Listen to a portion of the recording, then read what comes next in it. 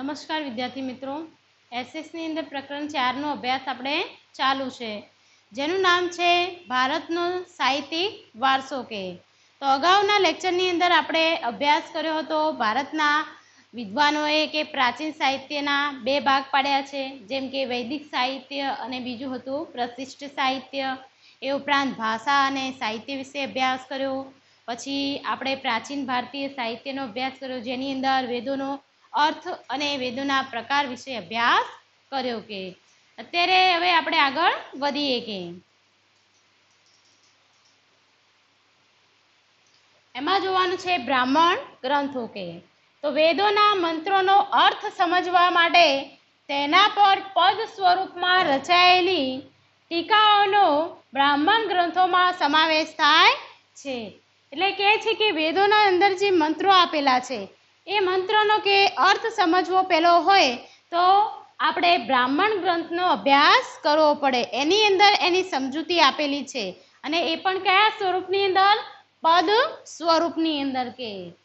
એમાં કે જુદા જુદા યજ્ઞો અને એની લગતી વિધિઓ માટેનો કે જે કે માર્ગદર્શન છે એ બ્રાહ્મણ ગ્રંથોની અંદર આપેલું છે. ત્યારબાદ છે આરણ્યકો. આર્યો તેમના જીવનનો કે અંતિમ સમયે અરણ્યમાં કે જઈને ગાળતા હતા.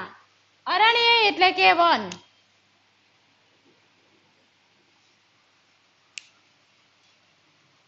એટલે કે આર્યો છે એમનો જે અંતિમ જીવનનો જે સમય છે એ વનમાં જઈ અને વિતાવતા હતા. વન અથવા કે અરણ્યમાં આશ્રમ બાંધે છે અને ત્યાં સતત ચિંતન કરી અને રચેલા તત્વજ્ઞાનથી ભરપૂર સાહિત્યનું કે એ સર્જન કરે છે. એટલા માટે એમને આરણ્યકો કહેવામાં આવે છે. ત્યારબાદ છે વેદાંગ. તો આ સાહિત્યની અંદર કે કર્મકાંડો છે, એ ઉપરાંત કે જ્યોતિષ, વ્યાકરણ અને ખગોળશાસ્ત્રનો સમાવેશ થાય છે. ભારતના કે બે મુખ્ય મહાકાવ્યોની રચના થયેલી છે. તો કયા છે? કે રામાયણ અને મહાભારત. આ બે મહાકાવ્યો છે કે આપણા તેઓ કે પ્રાચીન ગ્રંથો છે. એટલે કે ઘણા સમય પહેલા કે આ ગ્રંથોની રચના થઈ છે. આ મહાકાવ્યનું વર્તમાન સ્વરૂપ કે આપણને ઈસવીસનની બીજી સદીમાં મળ્યું છે. એટલે કે રામાયણ અને મહાભારતનું હાલનું જે સ્વરૂપ છે એ આપણને ઈસવીસનની બીજી સદીની અંદર પ્રાપ્ત થયું છે. આમ ખરેખર કે આ બે મહાકાવ્યનું જે રચના છે એ પ્રાચીન સમયની અંદર થયું હતું, પરંતુ જે વર્તમાન સમયનું જે સ્વરૂપ છે એ આપણને ઈસવીસનની બીજી સદીમાં મળ્યું છે. રામાયણમાં અયોધ્યાના કે રાજવી જે રામચંદ્ર ભગવાન છે એમની જીવન કથાનું આલેખન આપણને થયેલું જોવા મળે છે. આ મહાકાવ્ય કે મહાભારત કરતા ઘણું કે નાનું છે. એટલે કે રામાયણ જે ગ્રંથ છે એ મહાભારત કરતા ઘણો જ નાનો છે. તેમાં અનેક કે ઘટનાઓ તથા સાહસોનું વર્ણન થયેલું આપણને જોવા મળે છે. મહાભારત જે છે એ વિશ્વનો સૌથી મોટો ગ્રંથ છે. અને એની અંદર 1,00,000 જેટલા શ્લોકો આપણને જોવા મળે છે. અને જે પણ ઘટનાઓનું વર્ણન છે એ બધું જ કે શ્લોકની અંદર વર્ણન થયેલું આપણને જોવા મળે છે. પાંડવો અને કૌરવો વચ્ચે જે થયેલું યુદ્ધ છે એ આ ગ્રંથનું મુખ્ય વિષય છે. એ ઉપરાંત નાની મોટી ઘટનાઓનું વર્ણન આ મહાભારતની અંદર સમાવેશ કરવામાં આવ્યો છે. મહાભારતના કે શ્રીમદ ભગવદ્ ગીતાની અંદર ગહન દાર્શનિક સિદ્ધાંતોનું વિવેચન કરવામાં આવ્યું છે.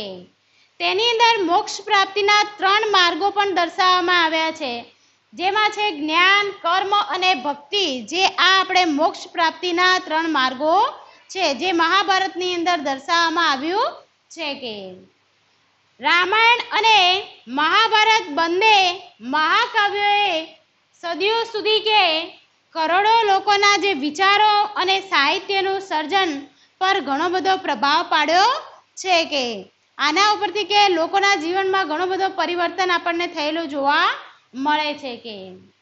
ભારતની અંદર સંસ્કાર સિંચનનું પ્રેરક કાર્ય પણ રામાયણ અને મહાભારત આ બે ગ્રંથો બન્યા છે કે આ યુગમાં સંસ્કૃત ભાષાની અંદર પુષ્કળ સાહિત્ય રચાયું કે જેમાં કે ધાર્મિક અને લૌકિક એવી બંને પ્રકારની રચનાઓ થયેલી આપણને જોવા મળે છે કે પુરાણોએ આરંભિક વૈદિક ધર્મને પણ સમજાવવામાં મુખ્ય ભૂમિકા ભજવી છે કે એટલે કે પ્રાચીન સમયની અંદર વૈદિક ધર્મ પણ વધારે સમજતા હતા કે આ સમયગાળા દરમિયાન અનેક શાસ્ત્રો અને સ્મૃતિ ગ્રંથોની પણ રચના થઈ કે આ શાસ્ત્રો વિજ્ઞાન અને તત્વજ્ઞાનના ગ્રંથો છે એમ કહેવામાં આવે છે. જે આ શાસ્ત્રો અને સ્મૃતિ ગ્રંથો છે એની અંદર જે લખાણ આવ્યું છે વિજ્ઞાન અને તત્વજ્ઞાનના આધારે ગ્રંથ તૈયાર કરવામાં આવ્યું છે એવું દર્શાવવામાં આવે છે કે ઉદાહરણ આપ્યું છે કે કૌટિલ્ય અર્થશાસ્ત્ર જે છે એ આપણું છે તત્વજ્ઞાન ગ્રંથ, જ્યારે વહીવટી વિજ્ઞાન છે એ આપણું છે વિજ્ઞાન જ્ઞાન કે વિવિધ કક્ષાના કે ગણિત અને અન્ય વિજ્ઞાન સંબંધી શાસ્ત્રો જે ગ્રંથો છે એ પણ કે આપણે સાહિત્યની અંદર લખાયા છે કે સ્મૃતિ ગ્રંથોની અંદર ધર્મ દ્વારા અનુમોદિત જે કર્તવ્ય રિવાજો અને જે નિયમો છે એ આપવામાં આવ્યા છે સ્મૃતિ ગ્રંથોની અંદર કે પ્રારંભિક બૌદ્ધ સાહિત્ય જે છે એ પાલી ભાષામાં કે લખાયું છે. વિદ્યાર્થી મિત્રો આ ખાસ યાદ રાખવાનું કે પ્રારંભિક બૌદ્ધિક જે સાહિત્ય છે એ કઈ ભાષામાં લખાયું તો કે પાલી ભાષામાં કે આ સાહિત્ય 3 ભાગમાં કે વહેંચાયેલું છે. એટલે 3 ભાગ છે એટલા માટે એને ત્રિપિટક તરીકે ઓળખવામાં આવે છે. કેમ કે એ 3 ભાગમાં છે એટલા માટે એને ત્રિપિટક તરીકે ઓળખવામાં આવે છે. જેમાં 3 છે શું છે કે છે સૂત એટલે કે સૂત્ર પિટક, વિનય પિટક અને અભિધમ પિટકનો સમાવેશ થાય છે કે આ ઉપરાંત કે બૌદ્ધ સાહિત્યમાં અન્ય ગ્રંથો લખાયા છે કે ગુપ્ત યુગ જે હતો સમયગાળો એ સમયગાળાની અંદર સંસ્કૃતની અંદર કાવ્ય અને નાટકનો ઘણો બધો વિકાસ થયો છે એટલા માટે એને સુવર્ણ યુગ તરીકે ઓળખવામાં આવે છે કે આ સમયગાળાના મહાન લેખકોમાં કવિ કાલિદાસ, ભવભૂતિ, ભારવી, ભર્તૃહરિ, બાણભટ્ટ, માઘ ઇત્યાદિ કવિઓ થઈ ગયા કે એમને ઘણી બધી કે કૃતિઓ આપી છે જે કે ભારતભરમાં વિખ્યાત છે. જેની અંદર જે મહાકવિ કાલિદાસ છે એ કે વિશ્વ પ્રસિદ્ધ કવિ તરીકે ઓળખાય છે કે એમને ઘણી બધી એવી કૃતિઓ આપી છે જેમ કે એમને આપી છે કુમાર સંભવ, રઘુવંશ, મેઘદૂત, ઋતુસંહાર, અભિજ્ઞાન શાકુંતલમ વગેરે જેવી કાલિદાસે ગ્રંથો લખ્યા છે કે એ ઉપરાંત કે છે કે બાણભટ્ટ લિખિત એટલે કે બાણભટ્ટે પણ કે હર્ષચરિત લખ્યું છે જેમાં કે સમ્રાટ હર્ષવર્ધનનું જે જીવન ચરિત્ર છે એનું આલેખન કરેલું છે કે અને બાણભટ્ટ એને કે એમને ટૂંકમાં બાણ તરીકે પણ ઓળખવામાં આવતા તો બાણે કાદંબરી પણ ની રચના કરી છે કે આગળ આ સમયના કે અન્ય પ્રસિદ્ધ ગ્રંથોની અંદર ભવભૂતિનું કે ઉત્તર રામચરિત, ભારવીનું કિરાતા અર્જુનિયમ, વિશાખા દત્તનું મુદ્રા રાક્ષસ, શુદ્રકનું મુચ્છકટિકમ અને દંડીનું 10 કુમાર ચરિતનો સમાવેશ થાય છે. એટલે કે પ્રાચીન સમયની અંદર પણ ઘણા બધા કવિઓ થઈ ગયા જેમને વિવિધ પ્રકારના ગ્રંથોની રચના કરી છે કે અને જે આ ગ્રંથોની રચના કરી છે એનો મુખ્ય વિષય હતો રાજકીય જે ઘટનાઓ છે એ, પ્રણય પ્રસંગો, રૂપકો, હાસ્ય પ્રસંગો અને તત્વજ્ઞાનનો સમાવેશ થાય છે. આ ગ્રંથનો મુખ્ય વિષય હતો. જૂની ગુજરાતી ભાષાની અંદર પદ્ય સાહિત્ય રચાયું હતું કે ગદ્યની સાથે સાથે પ્રાચીન સમયની અંદર ગુજરાતી પદ્ય સ્વરૂપ પણ રચના થયેલી આપણને જોવા મળે છે કે સમય જતાં ગુજરાતી ભાષાની અંદર કે ખેડાણ થતા અનેક કૃતિઓ રચાઈ કે જેમાં કે નરસિંહ મહેતા, મીરાબાઈ, દયારામ, અખો, પ્રેમાનંદ, પ્રીતમ, ગંગાસતી જેવા સાહિત્યકાર થઈ ગયા, જેમને કે પદ્યની અંદર પદો, ગીતો, ગરબી, છપ્પા, આખ્યાન કાવ્યો વગેરે રચીને ગુજરાતી સાહિત્યને વારસો સમૃદ્ધ બનાવ્યો છે. એટલે કે ઘણા બધા કવિઓ થઈ ગયા જેમને કે પદો, ગીતો છે, ગરબી છે એની રચના આપણા સાહિત્યની અંદર કરી છે કે એ ઉપરાંત કે નર્મદ છે, નવલરામ, મહિપતરામ, રૂપરામ નીલકંઠ, ગોવર્ધનરામ ત્રિપાઠી, કિશોરલાલ મસરૂવાળા, પન્નાલાલ પટેલ, ઉમાશંકર જોશી, મહિપતરામ, રૂપરામ નીલકંઠ, પછી ગોવર્ધનરામ ત્રિપાઠી જેવા સાક્ષર વયોએ ગુજરાતી સાહિત્યને ખૂબ જ કે સમૃદ્ધ બનાવ્યું છે, જેમને કે ગદ્યની સ્થાપના કરી છે.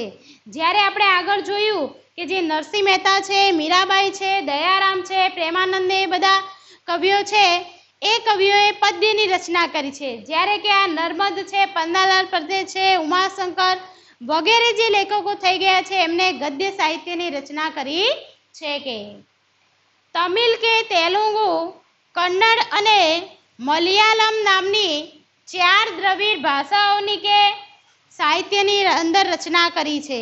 પૂછાય કે તમિલ દ્રવિડ ભાષાઓ કેટલી અને કઈ કઈ છે? તો દ્રવિડ ભાષાઓ 4 છે. કઈ 4?